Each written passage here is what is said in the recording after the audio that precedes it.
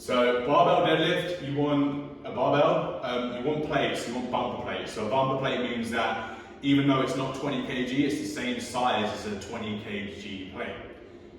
The reason for this is it puts the barbell at around the mid shin or maybe slightly lower.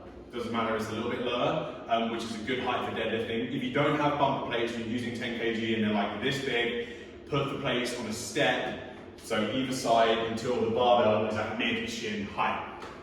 Cool? Now with the setup, I want shoelaces, or if you don't have shoelaces, mid-foot under the bar, and they're going to be hip width apart, so directly under the hips. Not too narrow, not too wide. We want them directly under the hips.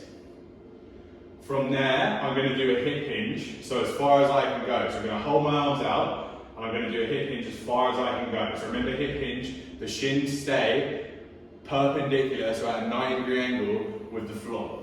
Cool? So I push the hips back, I breathe out. If at this point you can grab the bar and it's still over your midfoot, that's your starting position. If you cannot, bend your knees forward until you can grab the bar.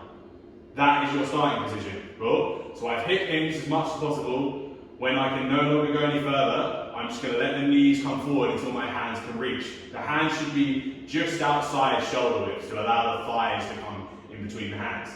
Now from there, I'm going to screw my elbows in.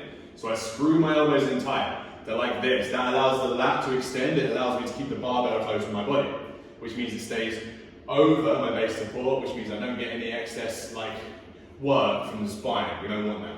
So I'm going to do that again. So I'm going to go 90 degrees with the shins. I'm going to drive my hips back. I'm going to breathe out as I do so. Can't get any further, so now I do a slight bend of the knees. From there, I'm going to grab the bar at just outside shoulder width. I'm going to puff my chest up. So watch this again. I lift my chest up and I'm going to bring the bar back slightly. So I'm getting slack out the bar. So I lift up like this and I just pull the bar back slightly. So I'm just doing a very subtle pull back with my elbows. That will get me nice and tight, but I'll activate the lats, then the spine will stay straight. So I've done my hip hinge, my knees will come forward, screw the elbows in. I'm going to take a deep breath, hold that breath, chest up, come up, breathe out at the top. Then I'm just going to do that hip hinge again, so I'll breathe in again, hip hinge. When I can't go any further, I'm just going to slowly let the knees track forward. Whole time, keeping my chest up, my chin stays up.